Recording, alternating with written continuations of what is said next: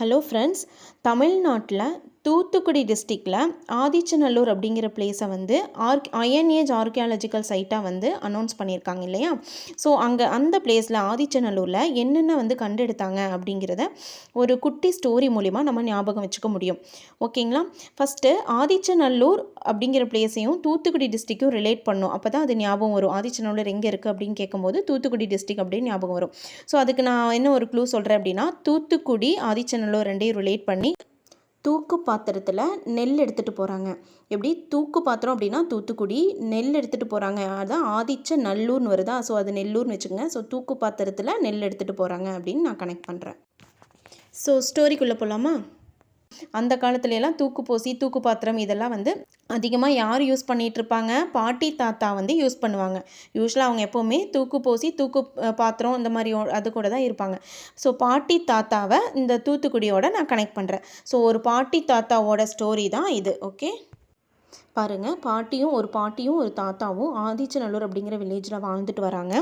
So அவங்களோட தொழில் என்ன அப்படின்னா, அவங்களோட தொழில் வந்து மேக்கிங் பாட்ரி மேக்கிங் தான் அவங்களோட தொழில்.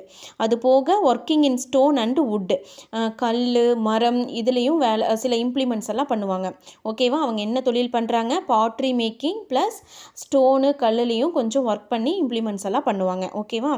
நெக்ஸ்ட் அவங்க என்ன பண்ணுறாங்க, ஸோ அவங்க வந்து வுட்டில் ஒர்க் பண்ணுறாங்கன்னு சொல்லியிருக்கேன் இல்லையா. ஸோ அதுக்காக அவங்களுக்கு மரமெல்லாம் தேவைப்படுது. அதுக்காக அவங்க என்ன பிளான் பண்ணுறாங்க அப்படின்னா, அவங்க ஊரை தாண்டி கொஞ்சம் தூரம் போகும்போது ஒரு காடு இருக்கும். அந்த காட்டுக்குள்ளே போய் அந்த மரத்தை எல்லாம் வெட்டி எடுத்துகிட்டு வரலாம். ஸோ கொஞ்சம் இம்ப்ளிமெண்ட்ஸ் மேக் பண்ணுறதுக்கு அப்படின்னு சொல்லி 2 பேரும் பிளான் பண்ணுறாங்க. ஸோ அதுக்காக என்ன பண்ணுறாங்க, சரி போகிற வழி தானே, நம்ம பானை செஞ்சு வச்சுருக்கோம்ல, அதை வந்து அந்த ஊரை தாண்டி தானே போகிறோம், அந்த ஊரை தாண்டி தான் அந்த காடு வரும். ஓகேவா. ஸோ அந்த ஊருக்குள்ளே 2-3 பானையும் விற்றுட்டு போகலாம் அப்படின்னு சொல்லி பாட்டி என்ன பண்ணுறாங்க, ஒரு பெரிய தாலி, அன்ஸ் அப்படின்னு சொல்லுவோம் இங்கிலீஷில், URNS அன்ஸ் அப்படின்னு சொல்லுவோம். ஸோ அந்த URN ஓகேங்களா. அந்த அண்ணுனா அப்படின்னா தாலி, முதுமக்கள் தாலின்னு சொல்லி பெருசாக இருக்கும் இல்லையா. ஸோ அதுதான். ஸோ அந்த தாலி ஒன்று எடுத்து தன் தலையில் வச்சுக்கிறாங்க. ஏன்னா அந்த பாட்டெல்லாம் உள்ளே வைக்கிறதுக்காக. ஓகேவா. ஸோ அந்த தாலியை பெருசாக ஒன்று எடுத்து தலையில் வச்சுக்கிறாங்க. அதுக்குள்ளே வந்து அவங்க 2 விதமான பாட் மேக் பண்ணுவாங்க. ஏன்னா ரெட் கலர்லேயும் பண்ணுவாங்க, பிளாக் கலர்லேயும் பண்ணுவாங்க. ஸோ ரெண்டுமே நம்ம பார்த்துருப்போம் இல்லையா. ஸோ அந்த 2 பானையுமே எடுத்து 2 எடுத்து தன்னோட தலையில் அந்த தாலிக்குள்ளே வச்சுக்கிறாங்க, பாதுகாப்பாக இருக்கும் அப்படின்னு. அது போக அந்த பானைக்குள்ளே என்ன சொல்கிறாங்க, பாட்டிக்கு கொஞ்சம் பணம் தேவைப்படுது.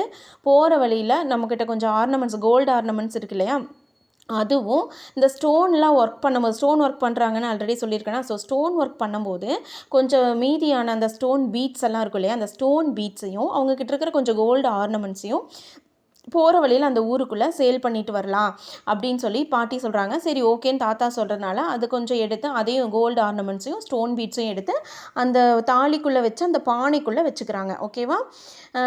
அப்புறம் தாத்தா என்ன பண்ணுவார், அவர் சும்மா வருவார், அவர் ஏதாவது ஒன்று எடுத்துகிட்டு தானே வருவார், அவருக்கும் ரெஸ்பான்சிபிலிட்டி இருக்கு இல்லையா. ஸோ தாத்தா என்ன பண்ணுறாரு, பாட்டி வந்து கோல்டு ஆர்னமெண்ட்ஸ் எல்லாம் கொண்டு வராங்க. ஸோ அப்படிங்கும்போது போகிற வழியில் ஏதாவது திருட வந்தான் அப்படின்னா அவன் கூட சண்டையிடணும். ஓகேங்களா. போரிட போகிறாரு தாத்தா. அவர் கூட சண்டை போடணும் அப்படிங்கிறதுக்காக, சண்டையிட வேண்டிய சுச்சுவேஷன் வந்துச்சுன்னா நம்ம என்ன பண்ணுறது அப்படிங்கிறதுக்காக ஒரு ஸ்வாட், அதாவது கொஞ்சம் அயன் இம்ப்ளிமெண்ட்ஸ் எடுத்துக்கிறாரு. அந்த அயன் இம்ப்ளிமெண்ட்ஸில் என்ன அப்படின்னா ஸ்வாட், எஸ்பெஷலி ஸ்வாட் அப்படின்னா என்ன, வாள். அந்த காலத்தில் அரசர்கள் போரிடுவாங்க இல்லையா, வாள். ஸோ அதை எடுத்து தன்னோட இடுப்பில் சொருகிக்கிறாரு ஸ்வாடு. அது போக ஸ்பியர்ஸ் எடுத்துக்கிறாரு. ஸ்பியர்ஸ் அப்படின்னா ஈட்டி. என்னென்னா காட்டுக்குள்ளே போகிறோம், அனிமல்ஸ் எல்லாம் ஏதாவது இருந்துச்சு அப்படின்னா அதை வந்து தாக்குறதுக்காக, அதுகிட்டேருந்து தன்னை பாதுகாத்துக்கணும் அப்படிங்கிறதுக்காக ஈட்டி, அதாவது ஸ்பியர்ஸ் வந்து எடுத்துக்கிறாரு. அது போக டேகர்ஸ் அப்படின்னா கத்தின்னு சொல்லுவாங்க, டேகர்ஸ். இந்த பக்கம் ஸ்வாட் வச்சுக்கிறாரு, இடுப்பில் சொருகிக்கிறாரு. இந்த பக்கம் வந்து கையில் ஈட்டி வச்சுக்கிறாரு, ஞாபகம் வச்சுக்கோங்க.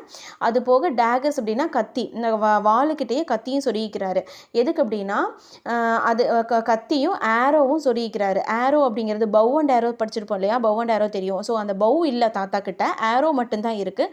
அந்த ஏரோ வந்து காட்டுக்குள்ளே ஏதாவது பசிச்சதுன்னா மரங்கள்லாம் இருக்குது, அதில் பழங்கள்லாம் நிறையா இருக்கும். ஸோ அந்த பழங்களை பறிக்கிறதுக்காக அந்த ஏரோவை யூஸ் பண்ணிக்கலாம் அப்படின்னு அந்த ஏரோவை எடுத்துக்கிறாரு. அப்புறம் அந்த பழம் பறிச்சதுக்கப்புறம் கீழே விழுந்துச்சுன்னா, அந்த பழம் கீழே விழுந்தோடனே அதை எடுத்து சாப்பிடணும். பாட்டி வந்து பொக்கவாய் பாட்டி, அதனால் அது வந்து கடித்து சாப்பிட முடியாது. அதனால் அந்த பழத்தை கட் பண்ணி கொடுக்கறதுக்காக அந்த டேகர்ஸ்ன்னு சொல்லி அந்த கத்தி எடுத்துக்கிறாரு. ஓகேங்களா. தாத்தா இதெல்லாம் எடுத்துகிட்டு வராங்க. 2 பேர் அந்த ஊரில் அந்த பானையை விற்றுட்டு ஊரை கடந்து போகிறாங்க. போகும்போது அந்த காட்டு என்ட்ரு ஆகிறதுக்கு முன்னாடி ஒரு போர்டு வச்சுருப்பாங்க, எச்சரிக்கை போர்டு. ஓகேங்களா? அந்த போர்டை வச்சு அதில் வந்து இந்த பக்கத்தில் வந்து கொஞ்சம் பிரான்ஸ் ஆப்ஜெக்ட்ஸ் வச்சுருப்பாங்க. அது வந்து என்னென்ன இருக்கும் அப்படின்னா, புலி, மான்ங்கிறது வந்து மரிமான்னு சொல்லுவாங்க. ஆன்டலோப் அதனோட இங்கிலீஷ் நேம் ஆன்டலோப். ஓகேவா? டைகர், ஆன்டலோப் அப்படிங்கிறது மரிமான், அண்டு எலிஃபண்ட் யானை, இதெல்லாம் இருக்குது இந்த காட்டுக்குள்ளே. ஸோ பாதுகாப்பாக போயிட்டு வாங்க அப்படிங்கிறது எச்சரிக்கை போர்டு அது வச்சுருப்பாங்க. அந்த போர்டுக்கு பக்கத்தில் அந்த டைகர், எலிஃபண்ட், ஆன்டலோப்போட பிரான்ஸ் ஆப்ஜெக்ட்ஸ் அதை வந்து வச்சுருப்பாங்க. அந்த சிலைகள் வச்சுருப்பாங்க. அந்த சிலை வந்து எதில் இருக்கும் அப்படின்னா பிரான்ஸில் இருக்கும். வெண்கலத்தால் ஆன சிலை வந்து பக்கத்தில் இருக்கும். பார்த்தோன்னே சில பேருக்கு படிக்க தெரியாது இல்லையா, அதனால் பார்த்து புரிஞ்சுக்குவாங்க அப்படிங்கிறதுக்காக அதையும் வச்சுருப்பாங்க. ஸோ அவ்வளோதான். அதை பார்த்துட்டு கவனமாக பாட்டியும் தாத்தாவும் உள்ளே போயிட்டு தேவையான மரமெல்லாம் வெட்டி எடுத்துகிட்டு பாதுகாப்பாக வீட்டுக்கு வந்து சேர்ந்துடுறாங்க. அவ்வளோதான். இப்போ இந்த கண்டென்ட்டை கொடுத்துருக்கிற கண்டென்ட்டை வந்து உள்ளே படித்து பாருங்கள். இது 6th ஸ்டாண்டர்ட் டேர்ம் 2 புக்கில் ஹிஸ்ட்ரியில் இருக்கிற ஒரு லெசன் தான். ஆதிச்சநல்லூர் தூத்துக்குடி டிஸ்ட்ரிக்ட். அதுக்கு கீழே இருக்கிற இந்த கண்டென்ட்டை இப்போ நீங்கள் உள்ளே போய் படித்து பாருங்கள். ரொம்ப ஈஸியாக புரியும். நான் ஒரு வாட்டி வாசிச்சு விடுறேன்.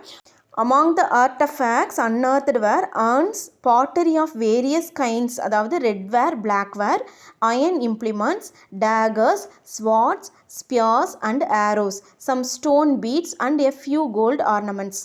Bronze objects representing domestic animals and wild animals like tiger, antelope and elephants have been unearthed. The people were skillful in making pottery and in working stone and wood. அவ்வளோதாங்க. இந்த மாதிரி ஸ்டோரி மூலிமா படிக்கும்போது நல்லா ஈஸியாக ஞாபகம் இருக்கும். இது உங்களுக்கு ப்ரிலிம்ஸுக்கும் யூஸ்ஃபுல்லாக இருக்கும். At the same time mains எழுதும்போதும் ஒரு பாயிண்ட் கூட மிஸ் பண்ணாமல் எழுதுறதுக்கு ரொம்ப யூஸ்ஃபுல்லாக இருக்கும். இந்த வீடியோ பற்றின உங்களோட ஒப்பீனியனை கீழே கமெண்ட் பாக்ஸில் கமெண்ட் பண்ணுங்கள். இந்த வீடியோ ஓகே அப்படின்னா லைக் பண்ணுங்கள், உங்கள் ஃப்ரெண்ட்ஸுக்கும் ஷேர் பண்ணுங்கள், நம்ம சேனலுக்கும் சப்ஸ்கிரைப் பண்ணிவிடுங்க. தேங்க்யூ.